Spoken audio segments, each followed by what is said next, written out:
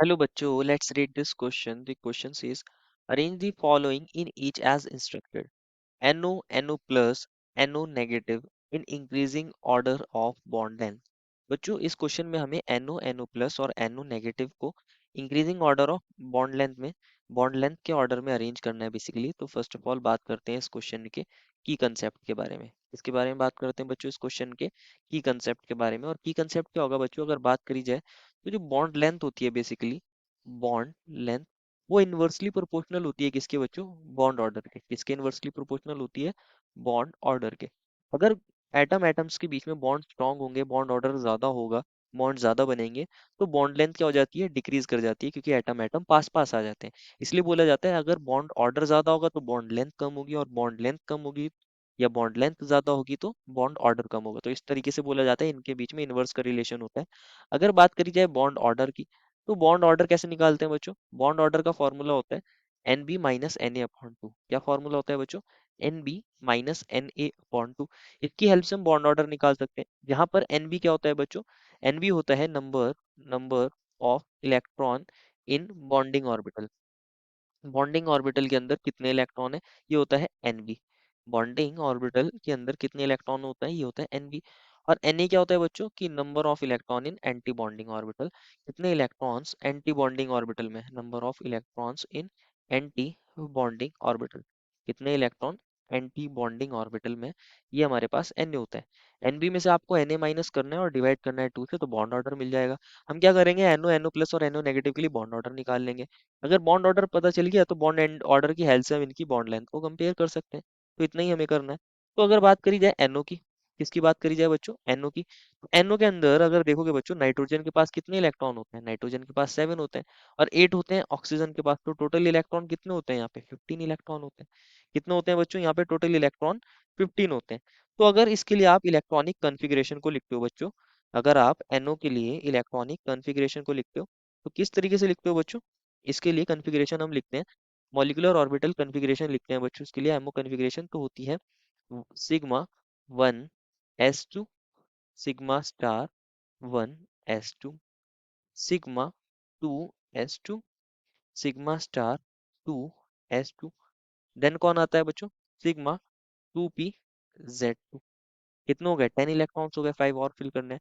तो pi 2px is equals to pi 2py। इसमें भी 2 इलेक्ट्रॉन, इसमें भी 2 इलेक्ट्रॉन, कितने हो गए, 14 हो गए।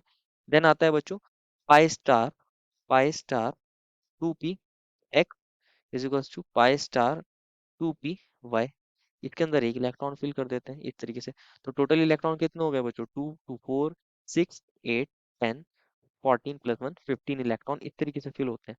तो इसकी इलेक्ट्रॉनिक कन्फिग्रेशन होती है बच्चों, मॉलिक्यूलर ऑर्बिटल इलेक्ट्रॉनिक कन्फिग्रेशन।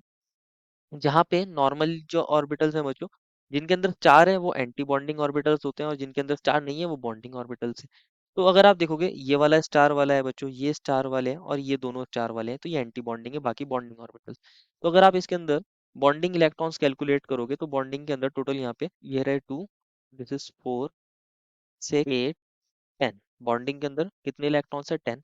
और अगर आप एंटी बॉन्डिंग के अंदर इलेक्ट्रॉन्स चेक करोगे, Na कितने हैं इसके अंदर, ये रहे 2, देन 4 एंड 5। 5 होते हैं एंटी बॉन्डिंग के अंदर इलेक्ट्रॉन। तो अगर आप इसके लिए बॉन्ड ऑर्डर निकालोगे, बॉन्ड ऑर्डर, तो बॉन्ड ऑर्डर क्या हो जाएगा बच्चों, बॉन्ड ऑर्डर का फॉर्मूला होता है N B minus N A upon two, that is 10 minus 5 upon 2। तो बॉन्ड ऑर्डर आ जाएगा इसके अंदर 2.5। कितना आया बच्चों, 2.5। अब NO के लिए तो हमने देख लिया बॉन्ड ऑर्डर कितना है, 2.5। अब सेकंड कौन था बच्चों, NO पॉजिटिव। अब NO पॉजिटिव के अंदर भी देख लेते हैं।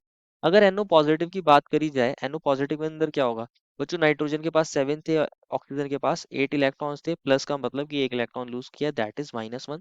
तो टोटल इलेक्ट्रॉन 14 हो गए। अब 14 इलेक्ट्रॉन हो गए हैं, तो इसके लिए इलेक्ट्रॉनिक कन्फिग्रेशन को क्या हम लिख नहीं सकते, बिल्कुल लिख सकते हैं।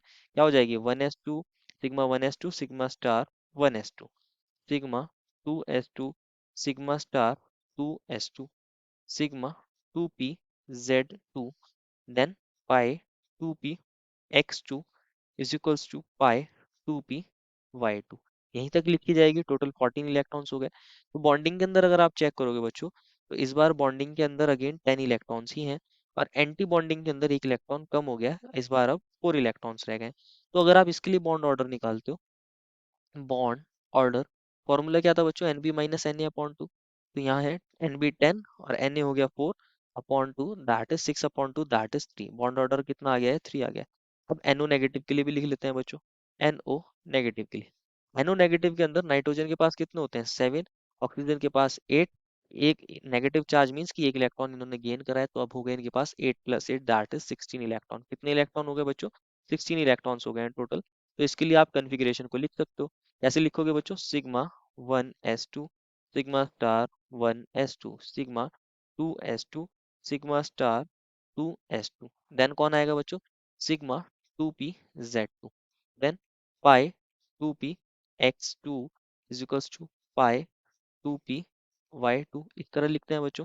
देन कौन होता है बच्चों, pi star 2p x is equals to pi star 2p y। अब इसी के अंदर इलेक्ट्रॉन्स फिल करने हैं। अभी तक हमने कितने इलेक्ट्रॉन्स करे, 2 4 6 8 10 12 14। अब इसके अंदर भी एक इलेक्ट्रॉन होगा, इसके अंदर भी एक इलेक्ट्रॉन होगा। तो इस तरीके से हमने क्या किया है, 16 इलेक्ट्रॉन्स फिल किए। अब एनबी कितना होगा बच्चों, अगेन यहाँ 10 इलेक्ट्रॉन्स बॉन्डिंग में, और एंटी बॉन्डिंग में क्या हो गया है, एंटी बॉन्डिंग वाले ये रहे स्टार वाले ऑर्बिटल्स, ये एंटी बॉन्डिंग होते हैं। एंटी बॉन्डिंग में कितने इलेक्ट्रॉन्स है बच्चों, 4 + 2 दैट इज 6। तो अगर आप इसके लिए बॉन्ड ऑर्डर निकालोगे, bond order, bond order, bond order क्या आ जाएगा, 10 - 6 upon 2 that is 4 upon 2, bond order आ जाएगा 2।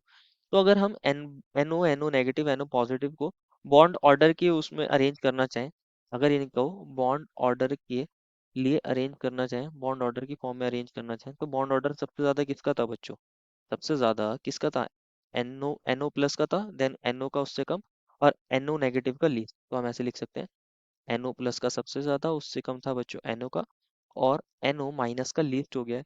तो बॉन्ड लेंथ क्या थी बच्चों, बॉन्ड लेंथ तो रिवर्स रिलेशन फॉलो करती थी, इनवर्स का रिलेशन फॉलो करती थी। एनओ नेगेटिव के लिए बॉन्ड लेंथ सबसे ज्यादा होगी, एनओ के लिए बॉन्ड लेंथ उससे कम, और एनओ प्लस के लिए बॉन्ड लेंथ क्या हो जाएगी, उससे भी कम हो जाएगी। तो ये हमारा आंसर हो जाएगा। This is the final answer. I hope you understood it well and best of luck.